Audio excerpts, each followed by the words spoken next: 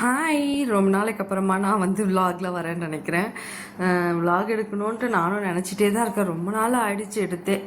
சும்மா இன்றைக்கி ஒரு குக்கிங் விலாகு சும்மா அப்படி பேசுகிற மாதிரி. நான் டேரெக்டாக எடுக்கல, நான் வாய்ஸ் ஓவர் தான் கொடுக்குறேன். இன்றைக்கி மார்னிங் பிரேக்ஃபாஸ்ட்டுக்கு எனக்கு என்ன பண்ணேன்னா ஓட்ஸ் கஞ்சி தாங்க. இப்போலாம் கொஞ்சம் டயட் மெயின்டைன் பண்ணுவோன்றதுக்காக வந்து கொஞ்சம் ஓட்ஸ் கஞ்சி காலையில் ஓட்ஸ் மட்டும் எடுத்துக்கிறது, ஒரு 2 ஸ்பூன் போட்டு கொதிக்க வச்சுட்டு அதை பண்ணிக்கிறது. இன்றைக்கி வந்து சமையலுக்கு என்ன எடுத்து வச்சுருக்கேன்னா வெறும் முருங்கைக்காய் அம்மா வீட்டு மரத்துலேருந்து கொண்டு வந்தது. முருங்கைக்காய் வந்து தண்ணி குழம்பு மாதிரி வச்சுட்டு கேபேஜ் வந்து பொரியல் பண்ணிடலாம் தேங்காய் போட்டுன்னு சொல்லிட்டு அதுக்காக தான். இந்த தண்ணி குழம்புன்னு சொல்கிறேன்னா என்னடா இது மட்டன் தான் தண்ணி குழம்பா இருக்கும், இது என்ன புதுசாக முருங்கைக்காய் தண்ணி குழம்புன்னு யோசிக்காதீங்க. உண்மையிலேயே தண்ணியாக முருங்கைக்காய் போட்டு ஒரு காரக்குழம்பு வச்சு பாருங்களேன், அவ்வளோ டேஸ்ட்டாக இருக்கும் சாப்பிட்றதுக்கு. ரொம்ப ருசியாக இருக்கும் சாப்பிட்றதுக்கு. ஆனால் முருங்கைக்காவோட டேஸ்ட்டை பொறுத்து தான் இருக்குது. ஒரு முருங்கைக்காய் வந்து அந்தளவுக்கு ஃப்ளேவர் கொடுக்காது பார்த்தீங்களா, அதனால தான் சொன்னது. பட் அவ்வளோ பிடிக்கும் எனக்கு இந்த முருங்கைக்காய், முருங்கைக்கீரை இதிலலாம் வந்து இந்த குழம்பு வைக்கிறதுக்காக. எனக்கு எதுவும் இல்லை, சரி முருங்கைக்காய் வந்து தண்ணி குழம்புனா நல்லாயிருக்கும் சாப்பிட்றதுக்கு, கொஞ்சம் வாசனையாக மனமாக நல்லாயிருக்கும் இல்லையா, அதனால் அதை ட்ரை பண்ணேன். ஜஸ்ட்டு நம்ம எப்பயும் வைக்கிற காரக்குழம்பு மாதிரி தாங்க. ஆயில் போட்டுட்டு எல்லாம் வெங்காயம்லாம் கொஞ்சம் வதங்கட்டோன்னு சொல்லிட்டு அதுக்குள்ளே வந்து கொஞ்சம் அந்த மேட்டெல்லாம் வந்து துணியெல்லாம் வந்து மிஷினில் போட்டு வச்சுருந்தேன். மிஷினில் தான் போடுறேன் இப்போ கொஞ்சம். ஏன்னா எங்களுக்கு வந்து 3rd ஃப்ளோர்னால மண்ணெல்லாம் ரொம்ப வராது, அழுக்கெல்லாம் ஆகாது. அதனால் சரி வாஷிங் மிஷின்லேயே போட்டுறது, கையிலலாம் துவைக்கிறது இல்லைங்க. கையில் துவைச்சிட்டு தான் இருந்தேன், என்னால் வந்து அது ப்ரஷ் பண்ண முடியல, அதனால் விட்டுறது. அது கொஞ்சம் ஆன் பண்ணி விட்டுட்டு வந்து வெங்காயம் தக்காளியெல்லாம் நல்லா வதங்கிடுச்சு. கொஞ்சம் வந்து மஞ்சப்பொடி போட்டுட்டு குழம்பு மிளகாப்பொடி, நம்ம வீட்டில் அரைக்கிற குழம்பு மிளகாப்பொடி தான், கொஞ்சம் காரம் கம்மியாக தான் இருக்கும் அது. எனக்கு அதுதான் நமக்கு பெட்டராக தோணுது, அதனால தான் அதுதான் நாங்களே அரைக்கிறது தான். அதை வந்து போட்டுட்டு கொஞ்சமாக உங்களுக்கு எவ்வளோ குழம்பு வைக்கிறீங்க அதுக்கேற்ற மாதிரி போட்டுக்கோங்க. போட்டுட்டு சால்ட்டு, கல்லுப்பு தான் போடுறேன் இப்போல்லாம். கல்லுப்பு கொஞ்சம் போட்டுட்டு நல்லா வதக்குங்க. கொஞ்சம் வதக்கிட்டு தண்ணி நல்லா ஊற்றிக்கோங்க, எவ்வளோ தேவையோ அந்தளவுக்கு. உங்களுக்கு குழம்பு எவ்வளோ தேவையோ அவ்வளோ தண்ணி ஊற்றிக்கோங்களேன். தண்ணி ஊற்றிட்டு இந்த முருங்கைக்காவை அப்புறமா தான் போடணும். நான் வதக்கலாம் மாட்டேன் முருங்கைக்காவை, எப்பயுமே அப்படியே டேரெக்டாக அது உள்ளே போடுவேன். போட்டால் தான் அப்போ தான் நல்லா வெந்ததாக வாசம் வரும், சூப்பராக முருங்கைக்காய் வாசனை.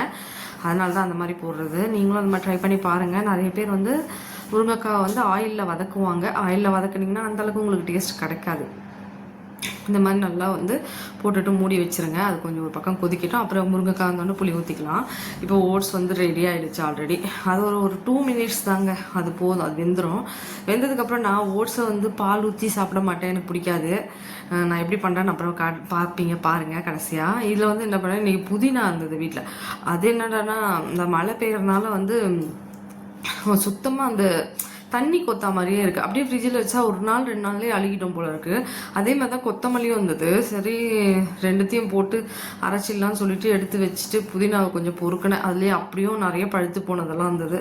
அது ஒரு நாள் தான், அது தாங்கவே தாங்காதுன்னு எனக்கு தெரிஞ்சிச்சு. கொத்தமல்லி ஒரு கட்டு கொத்தமல்லியில் எவ்வளோ குப்பை, அவ்வளவு வேஸ்ட் ஆகிடுச்சு. நல்ல கொத்தமல்லி எல்லாம் பொறுக்கி கூட போட்டுட்டு கொஞ்சம் கருவேப்பிலையும் போட்டு நல்லா அலசி எடுத்து வச்சேன். ஒரு தொகையில்லாது பண்ணி ஃப்ரிட்ஜில் வச்சிடலாம், ஏதாவது உதவும் இல்லையா. சும்மா ப்ரெட்டில் கூட தடவி சாப்பிடுவேன். இவ்வளோ கொத்தமல்லியாக வச்சு வைக்கலாம் குழம்புக்காக. பட் ஆனால் அது எப்படி இருந்தாலும் அழுகிடும், அதோட பொசிஷன் சரியில்லை. பார்த்தாவே ரொம்ப தண்ணி கொத்துட்ருக்கு.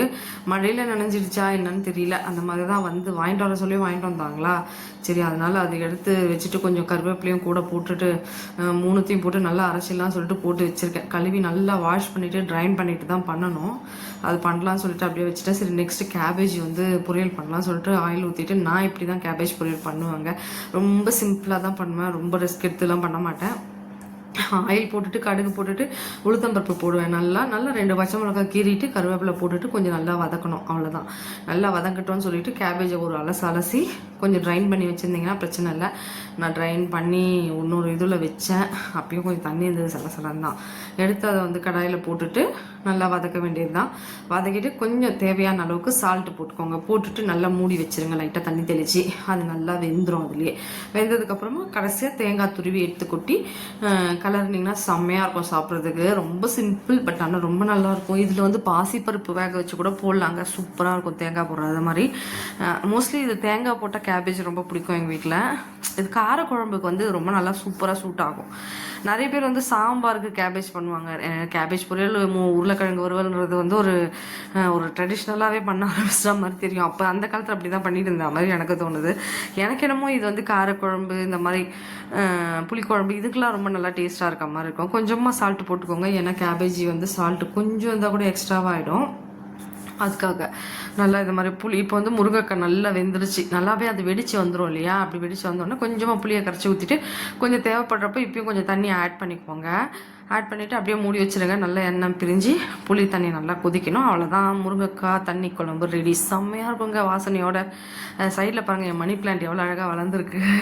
லைட்டாக தான் இருந்தது, இப்போ கொஞ்சம் நல்லா வளர ஆரம்பிச்சிருக்கு அடுப்பானல்ல. நான் வந்து ஓட்ஸ் எப்படி குடிக்கிறேன்னு பார்த்தீங்கன்னா இப்போ சொல்லுவேன் பாருங்கள். தயிர் நல்லா ஊற்றிப்பேன், தண்ணி ஊற்றிடுவேன், கொஞ்சம் சூடு ஆறட்டும்னு சொல்லி கொஞ்சம் நேரம் வைப்பேன். நிறைய தயிர் ஊற்றிப்பேன், இன்னும் கூட தயிர் அப்புறமா நான் ஆட் பண்ணிக்கினேன். போட்டுட்டு நல்லா சால்ட்டு போட்டு நல்லா கரைச்சிடுவேன், கை வச்சு கரைச்சிட்டு கூழ் மாதிரி குடிச்சிடுவேன். சூப்பராக இருக்கும் சாப்பிட்டு பார்த்தீங்கன்னா. உப்பு போட்டு இது கூட நீங்கள் வந்து ஊறுகாய் வச்சு சாப்பிட்டுக்கலாம் வேணுன்றவங்க. நான் சும்மாவே குடிச்சிருவாங்க, எனக்கு ரொம்ப பிடிக்கும் இந்த மாதிரி குடிக்க. இது காலையில் நம்ம வந்து அந்த தயிரும் ஆட் பண்ணிக்கிறோமா, ரொம்ப நல்லாயிருக்கும். நீங்கள் ஒரு தடவை இந்த மாதிரி ட்ரை பண்ணி பாருங்கள். நிறைய பேர் பால் போட்டு சாப்பிடுவாங்க, சுகர் போட்டுலாம். எனக்கு அதெல்லாம் சுகர் எல்லாம் நான் இப்போ எடுக்கிறது இல்லை ரொம்ப. அதனால் தயிர் போட்டு நல்லா கரைச்சி திருப்பி தயிர் ஆட் பண்ணுறேன். நான் காட்டலையோன்னு நினச்சேன், வீடியோவில் காட்டுறேன். நிறைய தயிர் போட்டுப்பேன், போட்டு நல்லா கரைச்சி குடித்தோம்னா அவ்வளோ நல்லாயிருக்கும். நம்ம வந்து ஒரு கூழ் குடிக்கிற மாதிரி தான் இருக்கும். கம்பங்கூழ், கேழ்வரகு கூழ்லாம் குடிக்கிறோம் இல்லையா, அது மாதிரி தான் இருக்கும். ட்ரை பண்ணாதவங்க ட்ரை பண்ணி பாருங்கள், செம்மையாக இருக்கும். கேபேஜும் வெந்துருச்சுங்க. இப்போ வந்து தேங்காய் போட்டு அதில் வந்து கலர வேண்டியது தான். தேங்காய் போட்டு நல்ல தேங்காவை எடுத்து கிரைண்ட் பண்ணிடுவேன் நான் மிக்சியில். துருவுற அளவுக்குலாம் கையில் வலுவில்லைங்க, ஸ்ட்ரென்த் இல்லை. எத்தனை பேர் வந்து துருவீங்க சொல்லுங்கள்? நிறைய பேர் துருவுறாங்க, பட் ஆனால் எனக்கு அது துருவுறது வந்து ரொம்ப கஷ்டங்க. என் கை ரொம்ப வலிக்கும், அந்த நர்வ்ஸ்லாம் ரொம்ப வீக்காக இருக்கிற மாதிரி. அதனால் நான் துருவுறதெல்லாம் இல்லை. மிக்சியில் போட்டு ஒரு அரைச்சமா எடுத்தோமா, அதில் போட்டோமா, சும்மா தேங்காய் போட்டுட்டு ரொம்ப வதக்கக்கூடாது. ஒரு நல்ல ஒரு கலரிட்டு கொஞ்சம் நேரத்தில் அந்த தேங்காயெல்லாம் பிரிஞ்சு எல்லாத்தோட போனதுக்கப்புறம் ஆஃப் பண்ணிடுங்க டக்குன்னு. அப்படி பண்ணிங்கன்னா எந்த தேங்காய் போட்டாலுமே எந்த பொரியல்லையும் இந்த மாதிரி பண்ணிங்கன்னா அந்த தேங்காவோட ருசி நல்லாயிருக்கும் சாப்பிட்றதுக்கு. அந்த காய்கறியோட மிக்ஸ் பண்ணி சாப்பிட்றச்ச பார்த்தீங்கன்னா செம்ம எம்மியாக இருக்கும். நீங்கள் ட்ரை பண்ணி பாருங்கள், ட்ரை பண்ணாதவங்க. அந்த மாதிரி ரொம்ப வதக்கக்கூடாது தேங்காய் போட்டோன்னே. அது எல்லாத்தோட மிக்ஸ் பண்ணி விட்டால் போதும், அப்போ தான் நல்லாயிருக்கும் பொரியல் சாப்பிட்றதுக்கு.